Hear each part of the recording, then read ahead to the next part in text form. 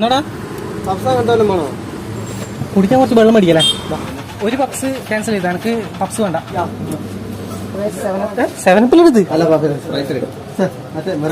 മിരട്ടെ.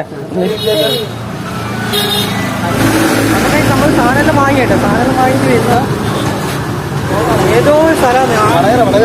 വടകര കേട്ടോ, വടകര സീനാണ് കടയടാ. നമ്മളെന്നെ കൂട്ടണോ? അവരൊന്നും പറയുന്നില്ലടാ. അങ്ങനെ മയ്യല്ലേ, 10 രൂപ എടുത്തിട്ട് വന്ന മയ്യല്ലേ ആ കട. വീഡിയോ